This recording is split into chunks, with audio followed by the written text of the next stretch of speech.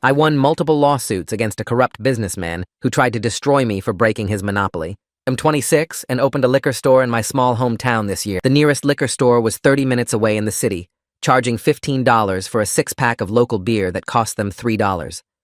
Highway robbery, but they had a monopoly. My friend's mom was president of the local bank. With COVID, we're desperate to give out business loans. Great rates right now. I pitched my idea, undercut the city store's 80% markup with my 40% markup. Still profitable, but fair. Got the loan, bought the old bank building, hired my dad, general contractor, for renovations. Opened in May. First week, $4,000 profit. The location was perfect, near a national forest, tons of weekend tourists. My girlfriend and I worked 12-hour days, but it was worth it. 3 weeks after Memorial Day, an old guy walked in. Friendly at first, then offered to buy my store. The amount wouldn't even cover my loan principal. "You'll be sorry you rejected that offer," he said, leaving. A month later, I got sued for libel by someone I'd never heard of. Googled him. It was the old guy. Turns out he owned both liquor stores in the nearby city and sat on city council. Further digging revealed the city had an ordinance.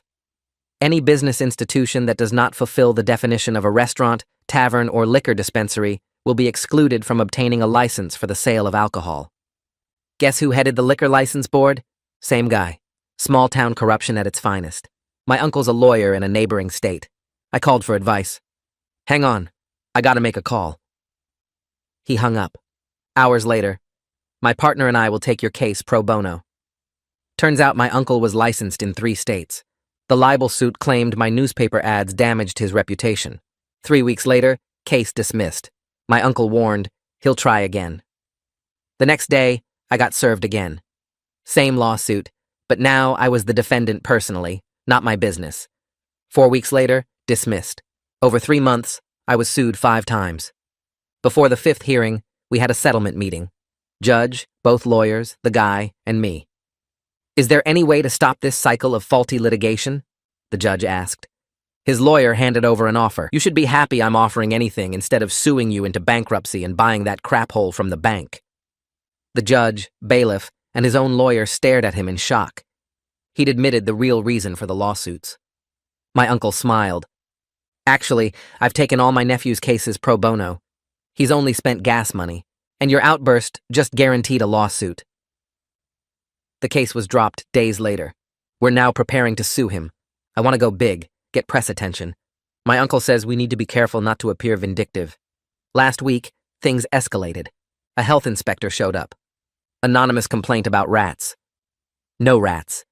But he found violations, a slightly crooked shelf, a light bulb that was too dim. $500 in fines. Next day, another inspector. Fire safety, more mysterious violations. Another $500. Then the police. Reports of underage sales.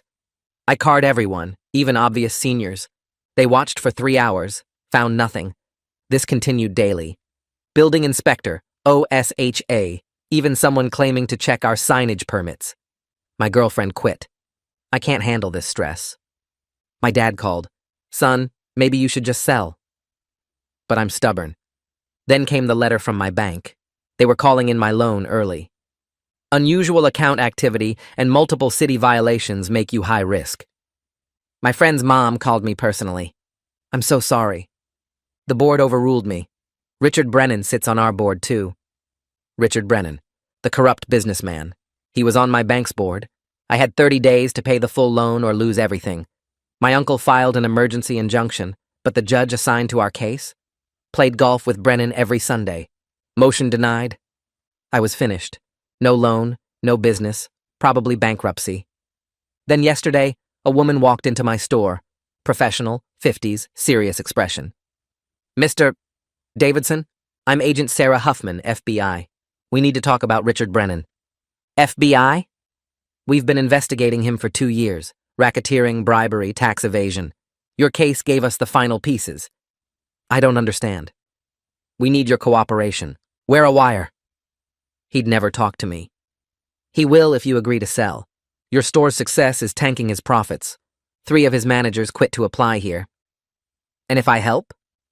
"We arrest him, you get your business back, plus whistleblower reward, 7 figures. She slid me a document. Brennan wasn't just corrupt. He ran interstate smuggling through his liquor network. There's one more thing. Your uncle's former DOJ. He called us day one. What? My phone rang. Uncle Jim. Hey, kiddo. Agent Huffman there? Uncle, what the hell? I've been hunting Brennan for 15 years. Ever since he got my partner disbarred. Your partner? Your Aunt Linda? She was a judge. Refused to rule in his favor. He destroyed her career. She killed herself 3 years later. I never knew Aunt Linda was a judge. This was all a setup? No, your business is real. But when Brennan showed up, I knew we had our chance. Agent Huffman stood. The wire. Tomorrow? I looked at the FBI document. At the bottom, highlighted, Richard Brennan, connected to disappearance of Judge Linda Marius. My aunt didn't kill herself. I stare at the FBI document, my hands shaking as I read the highlighted section again. Richard Brennan, connected to disappearance of Judge Linda Marius. The words blur together. My aunt didn't kill herself. Uncle Jim's voice comes through the phone speaker, calm and measured, like he's been waiting 15 years for this exact moment. Agent Huffman stands across from me, watching my face, probably reading every emotion I'm trying to hide. The document lists dates, locations, witness statements. There's a photo of Aunt Linda clipped to the corner. She's smiling in her judge's robes, confident, alive. I never knew her. She was just a name at family gatherings, a tragedy nobody talked about. Uncle Jim keeps speaking, explaining something about evidence and investigation, but I'm stuck on that photo. She looks like my mom. Same eyes, same smile. Brennan destroyed her because she wouldn't do what he wanted. Then he killed her and made it look like suicide. And Uncle Jim has been hunting him ever since, waiting for the right moment, the right case. My case. Agent Huffman pulls out more paperwork, spreading it across my counter. This is what wearing a wire means, she says. I need to act desperate enough to sell, which shouldn't be hard since I actually am desperate. The bank called in my loan. I have 30 days. I'm going to lose everything anyway. She shows me a list of things they need Brennan to admit on tape. It's longer than I expected. Specific phrases about the lawsuits, the inspections, the bank board interference. She needs him to connect the dots himself, to explain how he used his government positions to run his smuggling operation. The list has checkboxes next to each item like a grocery list. Get Brennan to admit he filed false lawsuits. Get him to discuss bribing inspectors. Get him to explain his interstate network. Each checkbox represents years in federal prison if we can make this work. I hang up with Uncle Jim without saying goodbye. Agent Huffman looks at me, waiting. I need time to think about this, I tell her. She shakes her head. Brennan might disappear if he suspects federal investigation. We've been watching him for 2 years. He's careful. One wrong move and he'll destroy evidence and run. She gives me until tomorrow morning to decide whether I'm willing to help. Then she pulls a business card from her pocket and leaves it on my counter next to the documents. The card is plain, just her name and a phone number. No FBI logo, no official markings. She walks to the door, pauses, looks back at me. Tomorrow morning, she says. After that, we move without you, and you lose your business anyway. The door closes behind her. I stand alone in my store surrounded by shelves of liquor bottles that might not be mine much longer. The card sits on the counter. The photo of Aunt Linda stares up at me from the document. I pick up my phone to call someone, anyone, but I don't know who to call. My girlfriend left. My dad told me to give up. My uncle has been using me for revenge. I'm completely alone in this. That night I can't sleep in the apartment I'm renting since losing my house felt inevitable. The place is small, furnished, temporary. I never unpacked the boxes in the corner because I knew I wouldn't be here long. I keep thinking about Aunt Linda, trying to remember her from childhood. There's a vague memory of a woman at Thanksgiving, laughing at something my dad said. Was that her? Or am I making it up because I want to remember? I wonder if Uncle Jim ever actually cared about my business or just saw an opportunity when Brennan showed up. Maybe both. Maybe he cared and saw opportunity and didn't see a difference. I stare at the ceiling. The apartment above me has someone walking around, footsteps crossing back and forth. It's past midnight. I check my phone. No messages. I pull up old family photos on social media, scrolling through my mom's albums. There she is, Aunt Linda at a family reunion. Nobody should have to deal with what Brennan put us through. She asks what I'm going to do. I don't know, I say. She tells me she knows I'll make the right choice, whatever that is. We hang up. I still can't sleep. In the morning, I call Agent Huffman and agree to wear the wire. Partly because I want to know the truth about Aunt Linda. Partly because I'm tired of Brennan winning. She answers on the first ring like she's been waiting by the phone. Good, she says. Come to the Riverside Inn outside town. Room 247. We have everything set up. Don't tell anyone where you're going. I drive out there, watching my mirrors for anyone following. The hotel is old, cheap, the kind of place where nobody asks questions. I park in back and take the stairs to the second floor. Agent Huffman opens the door before I can knock. At the hotel, Agent Huffman introduces me to two other FBI agents who will be monitoring the wire and providing backup. One is tall, 30s, introduces himself as Davis. The other is older, gray hair, says his name is Nixon. They show me the recording equipment, which is smaller than I expected. It looks like a thick bandage, flat against my skin. Nixon explains that I'll wear it under my shirt during the meeting with Brennan. The microphone is tiny, barely visible. Davis pulls out a laptop and shows me the audio quality. They can hear everything. Huffman hands me a small device that looks like a car key fob. Panic button, she says. Press it if things go wrong and we're coming in. I put it in my pocket. Nixon starts taping the wire to my chest, positioning it carefully. He tells me not to touch it, not to adjust my shirt, to act completely natural. The tape pulls at my skin. I can feel the weight of it, strange and foreign. The agents spend 3 hours coaching me on what to say and how to guide the conversation without being obvious. Huffman plays Brennan, sitting across from me at the hotel room table. She mimics his voice, his mannerisms, his way of leaning back when he's confident. Ask about the lawsuits, she says. Get him talking about why he filed them. Lead him to explain his strategy. We practice over and over. Davis critiques my performance, tells me I'm being too aggressive, too obvious. Brennan is smart and will be suspicious, he says. I need to seem genuinely defeated and desperate to sell. Nixon coaches me on body language. Don't lean forward, don't make too much eye contact, keep my shoulders down. Look beaten. Look like I've given up. It's not hard to tap into that feeling because part of me has given up. Agent Huffman explains that they already have evidence of Brennan's interstate smuggling operation, but need him to admit to the local corruption and intimidation tactics. The smuggling charges alone won't stick without proving he used his government positions to make the operation work. They need him to connect the dots. They need him to explain how being on city council, on the liquor license board, on the bank board, all served his criminal enterprise. She shows me more documents, more evidence they've collected. Financial records showing money moving between his stores and shell companies. Shipping manifests that don't match inventory. Testimony from his former employees about illegal products moving across state lines. It's all there. But without the local corruption piece, a good lawyer could argue he's just a businessman who made some mistakes. They need the whole picture. They need him to admit he used government power for criminal purposes. I practice the conversation over and over with Davis playing Brennan while Huffman and Nixon critique my performance. They keep telling me to seem more broken, more willing to accept whatever he offers. Davis is good at playing Brennan. Too good. He leans back in his chair, smirks, makes lowball offers. He insults my business, my decisions, my future. Each practice run feels real.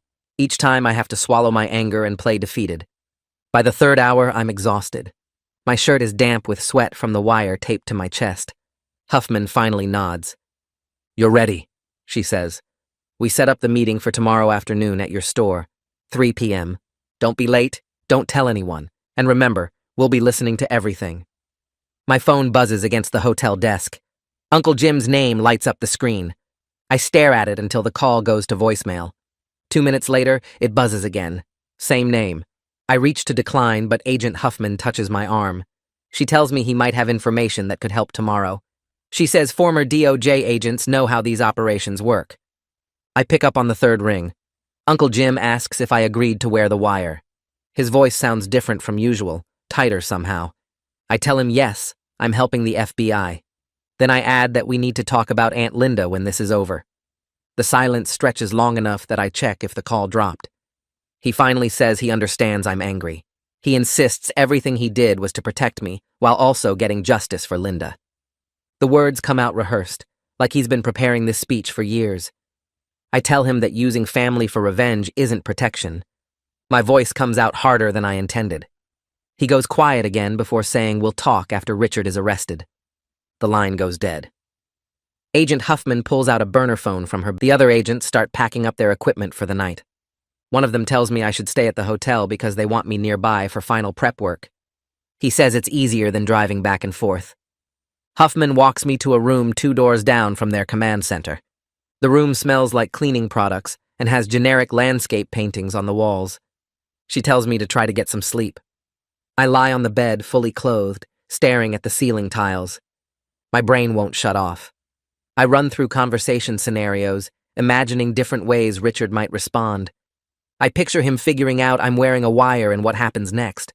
The scenarios get worse as the night goes on.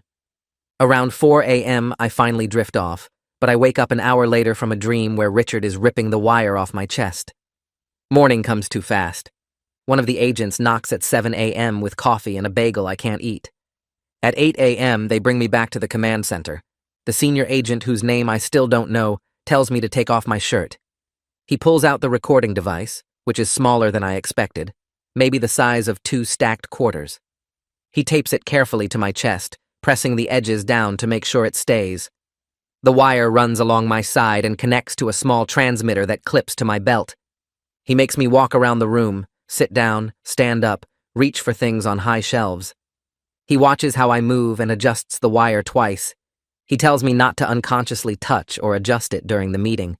He says people tend to fidget when they're nervous, and that's how they get caught. Agent Huffman pulls up a chair across from me. She reviews the key points one more time. She needs Richard to admit he filed false lawsuits against me. She needs him to explain how he used his government positions to harass me. She needs him to confirm he influenced the bank through his board position. She emphasizes that I need him to explicitly connect these actions to forcing me to sell. She says the connection is what makes it racketeering instead of just corruption. The other agents drill me on specific phrases that might get Richard talking. They tell me to act defeated but not suspicious. They say I should seem grateful he's still offering anything at all. We practice until my responses sound natural. At 2 p.m., I get in my car. 2 FBI vehicles follow at a distance, far enough back that they won't be obvious. Agent Huffman, she tells me to breathe normally and trust the equipment. I pull into the parking lot behind my store. The building looks different somehow, smaller maybe. My hands shake as I unlock the back door. Inside, everything is exactly how I left it yesterday. I start straightening shelves even though there are no customers and the shelves don't need straightening. My hands won't stop shaking. I keep reminding myself to breathe normally. I catch myself reaching for the wire under my shirt and force my hand back down. The clock on the wall ticks toward 3 p.m. Each minute feels like it takes an hour. At exactly 3 p.m., Richard's Mercedes pulls into the parking lot. I watch through the window as he gets out, adjusting his jacket. He walks in with the same confident smile he had during our first meeting months ago. He looks around the store slowly, taking in the shelves and the layout. He comments that it's a shame I couldn't make it work. His voice has that fake sympathy that makes my skin crawl. I force myself to nod in agreement. I tell him the bank called in my loan and I'm out of options. The words taste bitter, but I keep my voice flat and defeated. He sits down at the small table I use for paperwork, the chair creaking under his weight. He asks what I'm willing to accept. He pulls a folder from his briefcase, the papers already prepared. The offer is sitting right there, typed up and ready for my signature. I look at the number on the paper. That won't even cover half of what the bank is calling in, let alone give me anything to start over with. I tell him that's not enough to cover my debts, and he shrugs like he's talking about the weather. He says that's what happens when you refuse reasonable offers and force people to take drastic measures. The way he says it makes my stomach turn. I ask him what he means by drastic measures, trying to keep my voice steady even though my hands are shaking under the table. He leans back in his chair, and this satisfied smile spreads across his face like he's been waiting for me to ask. He starts listing everything he did, the lawsuits, the inspections, talking to the bank board, and he's not even trying to hide it.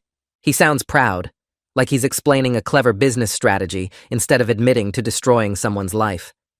He talks about each lawsuit like it was a chess move, describing how he filed the first one knowing it would get dismissed, but also knowing it would cost me time and stress.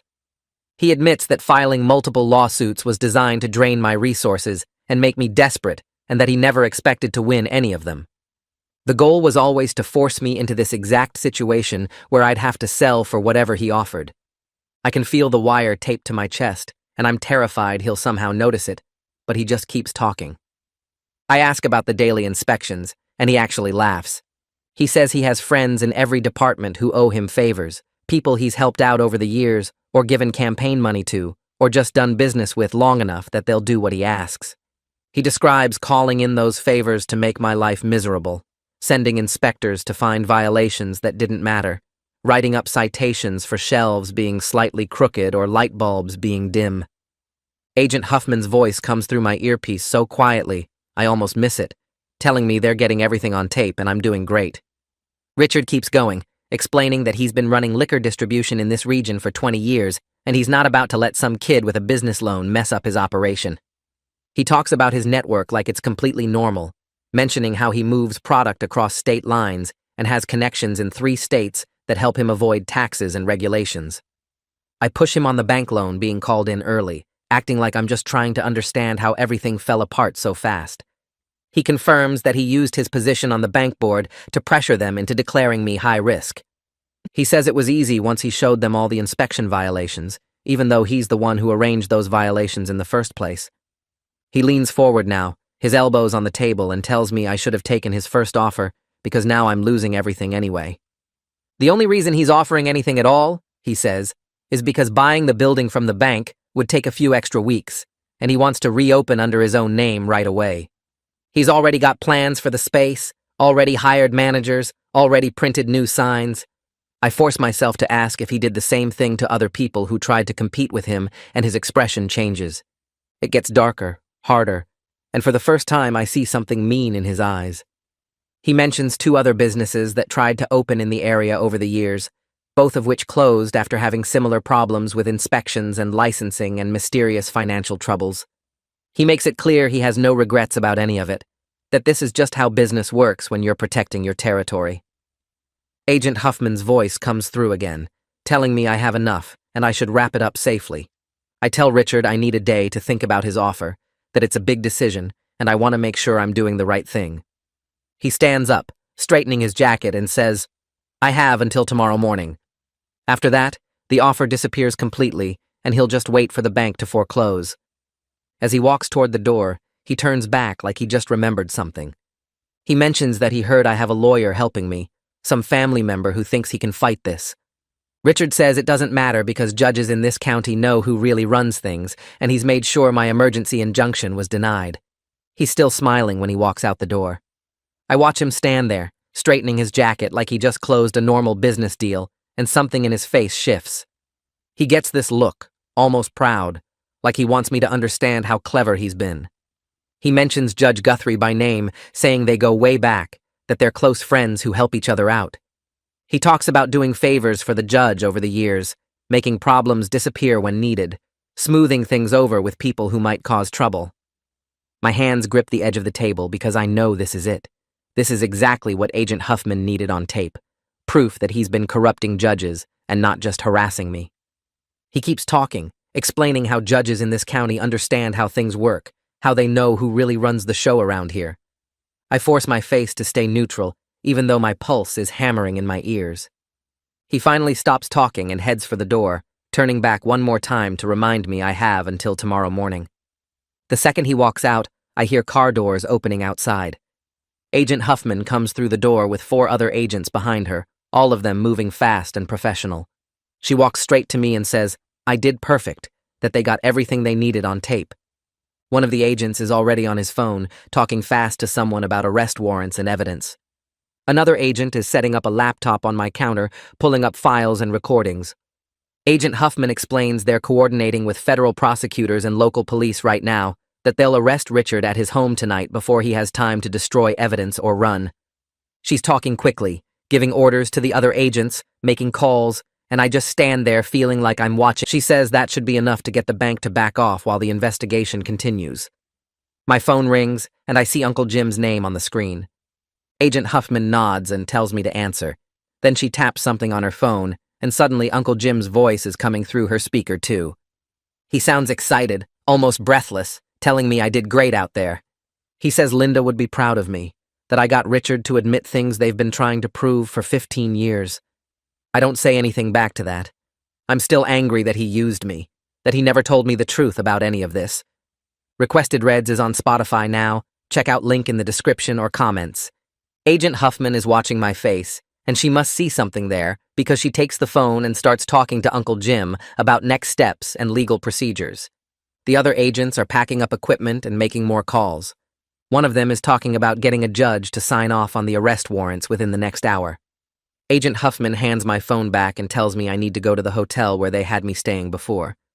She says I can't be here when they arrest Richard, that I need to be somewhere safe in case he has people watching the store. I lock up and follow one of the agents to an unmarked car. We drive to the hotel in silence, and he walks me up to the room, checking inside before leaving me alone. I sit on the bed and finally pull the wire off my chest, the tape ripping at my skin. My hands are shaking now that it's over. I turn on the TV but can't focus on anything. Agent Huffman texts me updates every 30 minutes. The first one says they're moving into position. The second says the warrants are signed. The third says they're at Richard's house. At 8 o'clock, my phone buzzes again, and this time the message says both Richard and Judge Guthrie are in federal custody. I read it 3 times before it feels real. I think about calling my dad, but I don't know what to say yet. I order food, but barely eat it. I keep checking my phone even though Agent Huffman said she'd contact me in the morning. I finally fall asleep around midnight with the TV still on. The next morning, Agent Huffman shows up at 7 with coffee and a folder full of papers. She sits across from me at the small hotel table and starts going through what they found when they searched Richard's properties. She says they discovered financial records going back decades, proof of bribery and tax evasion, and smuggling operations worth millions of dollars. She shows me spreadsheets with numbers that don't make sense to me, names of people and businesses, dates of transactions. She explains that Richard wasn't just running liquor stores, he was moving illegal products across state lines and using his government positions to protect the operation. She flips to another section of the folder, and I see Aunt Linda's name on top of a page. Agent Huffman's voice gets quieter as she explains what happened to Linda. She says Richard had Linda disbarred through false ethics complaints after Linda ruled against him in a major case years ago. The FBI has been investigating Linda's car accident, and they believe Richard arranged it, though they can't prove murder without more evidence. She shows me the ethics complaints, all of them fake, all of them designed to destroy Linda's career. She shows me reports about the accident, about the investigation that ruled it a suicide, about the inconsistencies that made the FBI suspicious. I stare at Linda's photo in the file, a professional headshot from when she was still a judge. She looks confident and serious, and nothing like the broken person Uncle Jim described. Agent Huffman closes the folder and tells me the case against Richard is solid now because of what I got on tape. She says he'll probably take a plea deal to avoid trial, but either way, he's going to prison for a long time. I thank her, and she leaves, saying she'll be in touch about next steps and about the whistleblower reward. I sit alone in the hotel room for another hour before I text Uncle Jim asking him to meet me at a coffee shop outside town. He responds immediately saying he'll be there in 2 hours. I get to the coffee shop early and sit in a booth in the back corner. When Uncle Jim walks in, he looks different from I remember from just a few days ago. He looks older, more tired, like carrying all this weight for 15 years has finally caught up with him. He sits down across from me and orders coffee but doesn't drink it. I ask him why he never told me the truth about any of this. He takes a long breath and starts explaining that when I called him about Richard's first lawsuit, he recognized the tactics immediately. He knew it was Richard, knew this was his chance to finally get evidence that would stick. He says he should have told me what was really happening, but he was afraid I'd refuse to help if I knew I was used for his revenge against the man who destroyed Linda. He admits that everything he did was about Linda, about getting justice for her, about making Richard pay for what he did. I tell him I understand wanting justice, but using family to get revenge is wrong. He nods slowly and says he knows, says he's thought about it every day since I called, says he almost told me the truth a dozen times, but couldn't risk losing the opportunity. He tells me about Linda, about who she really was before Richard targeted her. He describes a judge who wouldn't compromise, who stood up to corruption even when it cost her everything. He talks about finding her after the accident, about knowing in his gut that Richard had killed her, but having no way to prove it. His voice cracks when he describes the 15 years of watching Richard continue his corruption while being powerless to stop him. I realize Uncle Jim has been living with this anger and grief for longer than I've been an adult. I'm still mad at him for using me, but I understand why he did it, and that understanding sits heavy in my chest. I tell him he's right. I would have refused if I'd known the truth from the start. Using family members for personal revenge is exactly the kind of corruption we're supposed to be fighting against. He doesn't argue back or try to defend himself, just sits there nodding slowly like he expected this reaction all along. He says he's sorry for not being honest with me, but then he looks me straight in the eye and says he'd do it all again because Richard destroyed Linda and deserves to pay for what he did. The honesty of that statement hits harder than any excuse would have. We sit in silence for a while, both staring at our coffee cups that neither of us has touched. The quiet feels heavy, like there's 15 years of grief and anger filling the space between us. Finally, I break the silence and ask him to tell me about Aunt Linda, the real story, and not the cleaned-up version I heard as a kid. He takes a deep breath and starts talking, describing a brilliant judge who stood up to corruption in ways that cost her everything. He tells me about cases where she ruled against powerful people, how she refused to compromise her principles even when it would have been easier and safer to look the other way. She paid for her integrity with her career first, then eventually with her life. Uncle Jim pulls out his phone and shows me photos of Linda from before Richard targeted her.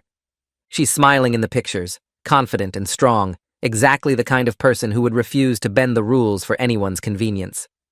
He tears up while talking about finding her after the car accident, his voice breaking as he describes knowing deep in his gut that it wasn't really an accident, but being completely powerless to prove anything. The police ruled it accidental, case closed, and Richard walked away clean, while Uncle Jim carried the weight of knowing the truth. I realize sitting there that Uncle Jim has been carrying this burden for 15 years, watching Richard continue his corruption and expand his power while being unable to stop him. I'm still angry about being used as a tool for his revenge, but I understand why he did it now, and somehow that understanding doesn't make me feel any better about the situation.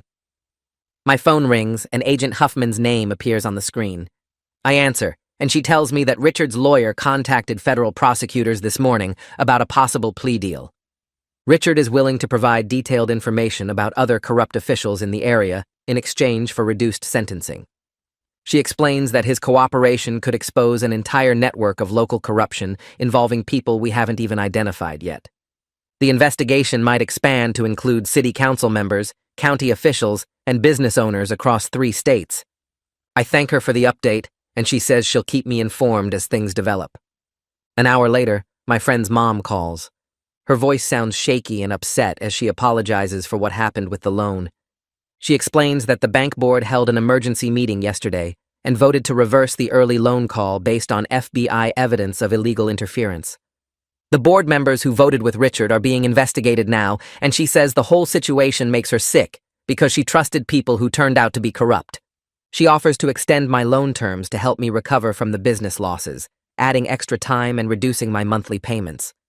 I tell her I appreciate it, and that I never blamed her personally for what happened. She sounds relieved, and says she's proud of me for not giving up when things got bad.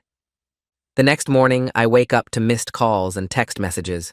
Local news outlets picked up the story of Richard's arrest overnight, and apparently it's getting significant coverage. I drive to my store expecting a normal, quiet Tuesday, but when I pull into the parking lot, there are cars everywhere. Inside, customers fill every aisle, picking up bottles and asking questions about what happened. A woman tells me she drove 40 minutes from the next county because she wanted to support a local business that stood up to corruption. Sales triple that day, compared to my best previous day, and people keep coming in throughout the week. Tourists stopping by on their way to the National Forest make a point of shopping at my store instead of Richard's locations in the city. My phone buzzes with a text from my ex-girlfriend saying she saw the news coverage and asking if I'm okay. I text back that I'm surviving and thank her for listening that night when I called her scared and stressed. She responds saying she's proud of me for not giving up when everyone told me to quit, and we leave the conversation at that. It feels like closure without needing to say more. Over the next week, Agent Huffman keeps me updated on how the investigation is expanding.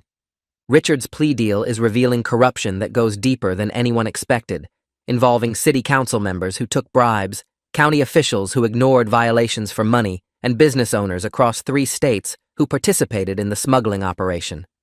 Each update brings news of another arrest or resignation. Judge Guthrie resigns from the bench on Thursday and accepts his own plea deal that includes disbarment and prison time. 2 city council members get arrested on Friday morning. By the following Monday, the entire liquor license board is dissolved, pending a full investigation of its practices and the people Richard placed on it. The local newspaper runs daily stories about the corruption network being dismantled, and my store gets mentioned in most of them as the business that helped expose everything. More customers keep showing up, telling me they respect what I did and want to support someone who fought back instead of giving in. Uncle Jim and Corey file the civil lawsuit 3 days after Richard's arrest. The paperwork arrives at my store by courier, and I flip through pages of legal language that basically says Richard owes me for everything he put me through. Agent Huffman stops by that afternoon and tells me the criminal evidence makes this straightforward, that Richard's lawyers will probably push for settlement instead of letting this go to trial. She says the wire recording alone proves harassment and abuse of power, and his own admission about the lawsuit seals it. I ask how long it takes, and she shrugs, says maybe 2 months if his lawyers are smart, longer if they want to fight. I sign the papers Uncle Jim needs and send them back, then go back to restocking shelves because the store still needs to run even while everything else is happening. My dad shows up the next morning without calling first. He walks in looking tired and older than I remember, and he stands by the counter for a minute before saying anything. He tells me he's sorry for advising me to sell, that he was scared Richard would hurt me or burn the building down or something worse. I tell him it's okay, but he shakes his head and says it's not, that he should have trusted me to handle it. He asks if there's anything that needs fixing, and I show him the crooked shelf that health inspector cited, the dim light fixture, the fire extinguisher mount that's supposedly wrong. We spend the afternoon fixing everything properly, replacing the shelf bracket and installing a brighter bulb and remounting the extinguisher according to actual code instead of whatever made-up standard those corrupt inspectors used. He doesn't talk much while we work, but it feels good to have him there, like we're building something together again, instead of him telling me to give up. When we finish, he tells me he's proud of me for not quitting, and I believe him this time. The newspaper reporter calls 2 days later asking for an interview. She's from the local weekly paper that covers town council meetings and high school sports, and suddenly she's got the biggest story in years. We meet at the store after closing, and she sets up a recorder on the counter, asks me to start from the beginning. I tell her about opening the business and Richard's first visit, about the lawsuits and the inspections and the bank calling in my loan. I'm careful to mention Uncle Jim and the FBI multiple times, making sure people understand I didn't do this alone. She asks if I ever considered selling and walking away, and I admit I came very close, that there were nights I was ready to give up. She writes everything down and takes photos of the store, says the story will run next week. I ask her not to make me sound like some hero because I'm not.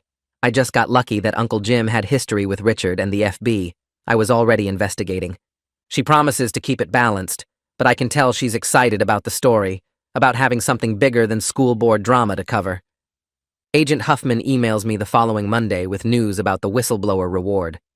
She says my cooperation was essential to proving the racketeering charges, that wearing the wire and getting Richard to admit everything on tape closed gaps in their case. The reward amount depends on what assets they recover from Richard's operation, but she estimates several $100,000, maybe more. It takes months to process through federal bureaucracy, but the money is real and it's coming. I read the email 3 times to make sure I understand it correctly, then sit in my empty store trying to process that this nightmare might actually end with me ahead instead of bankrupt. The money would cover my loan completely with enough left over to expand the business, maybe even buy a house instead of renting.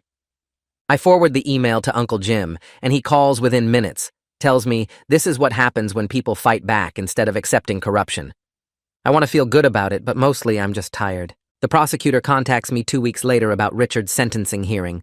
She says it's scheduled for 3 months out and asks if I want to give a victim impact statement, where I tell the judge how Richard's crimes affected me. I agree immediately because I need to say something about what this cost me, about the stress and the fear and almost losing everything. She sends me guidelines about what to include and what to avoid, tells me to focus on personal impact rather than requesting specific punishment. I start writing notes about sleepless nights, and my girlfriend leaving and my dad telling me to give up, about feeling like the system was rigged against me until the FBI showed up.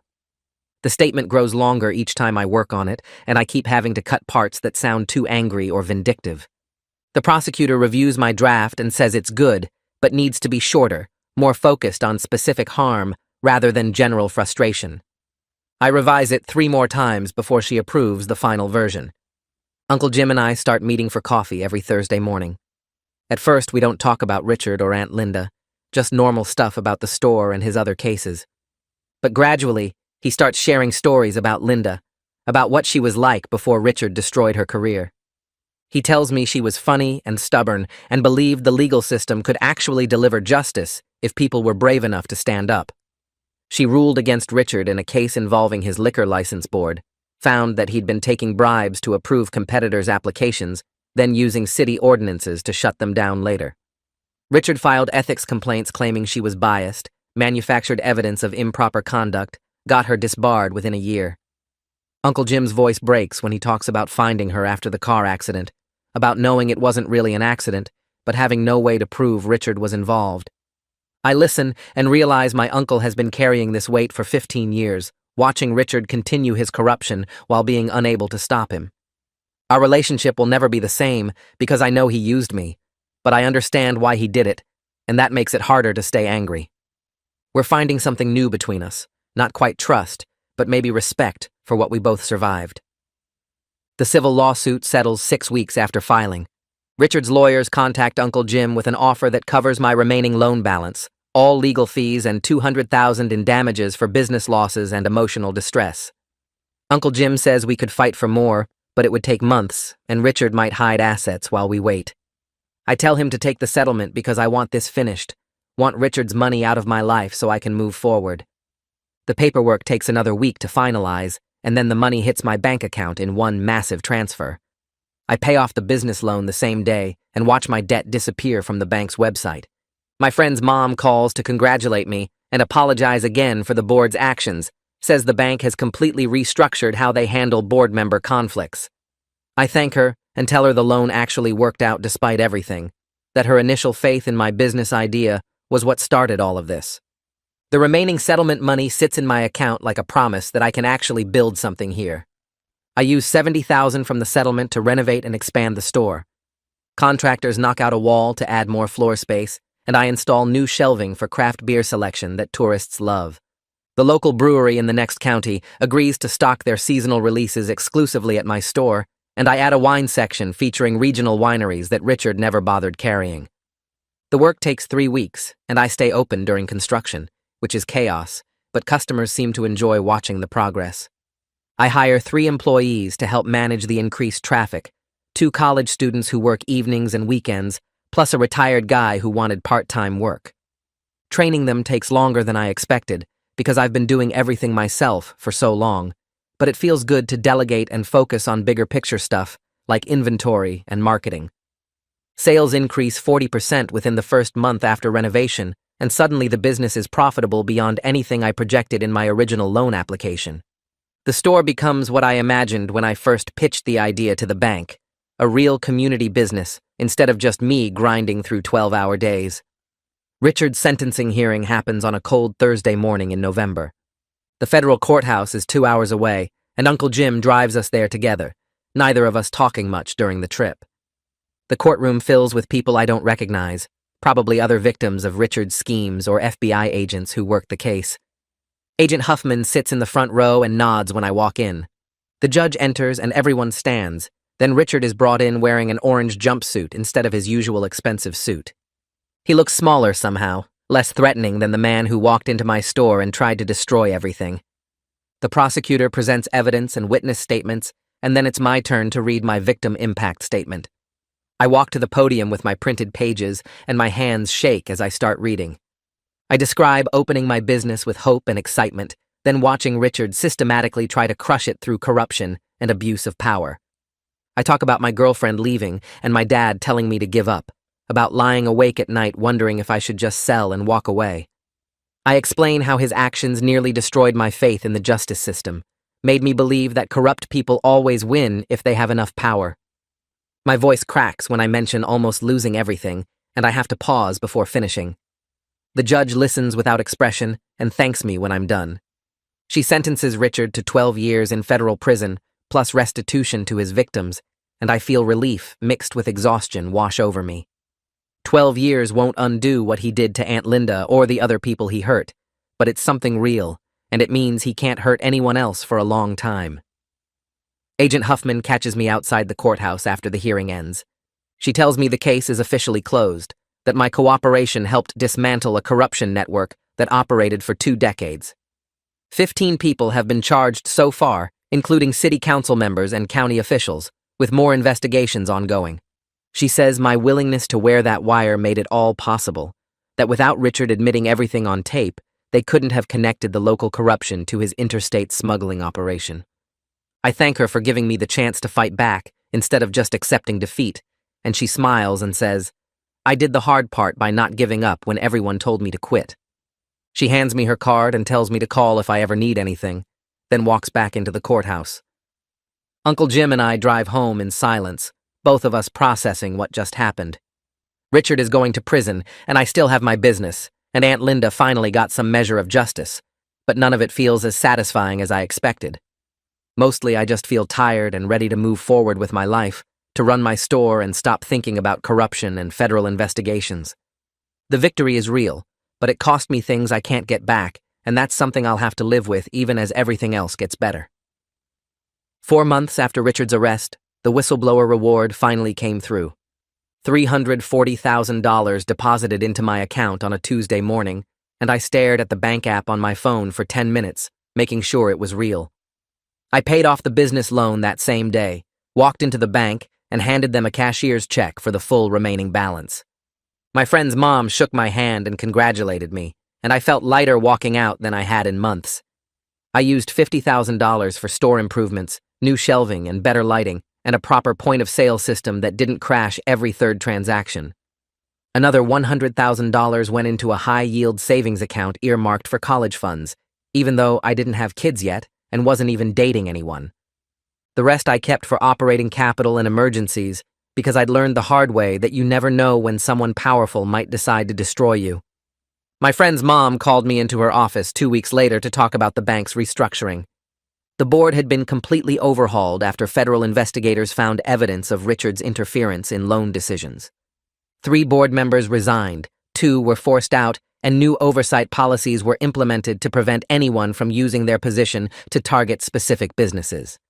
She told me my case changed how local banks operate, that they now have mandatory reporting requirements for any board member who tries to influence lending decisions for personal reasons. I thanked her for the original loan and for fighting the board when they tried to call it in early. She said she wished she'd fought harder, but I told her she did what she could against someone like Richard. 6 months after the arrest, Uncle Jim organized a memorial service for Aunt Linda at the church where she used to volunteer. I drove 3 hours to attend, arriving early to help set up chairs and arrange photos on a table near the altar. Family members I hadn't seen in years showed up, cousins and aunts and uncles who remembered Linda as the brilliant young judge she'd been before Richard destroyed her. Uncle Jim gave a speech about justice delayed but finally delivered, about how Linda would have been proud that her case helped bring down someone who'd corrupted the system for decades. He cried during the speech, and I'd never seen him cry before. Afterwards, people shared stories about Linda that I'd never heard, about her sharp sense of humor and her refusal to compromise her principles, even when it cost her everything. I realized I'd spent my whole adult life not knowing this woman who'd shaped Uncle Jim's entire mission, and that felt like another loss on top of the original one. I met my ex-girlfriend for coffee 3 weeks later at a place halfway between our towns. She looked good, healthier than when we'd been together during the worst of the harassment campaign. We talked about everything that happened, about Richard's arrest and the trial and the whistleblower reward. She told me she was dating someone new, a teacher she met through mutual friends, and that he was kind and stable and didn't bring federal investigations into their relationship.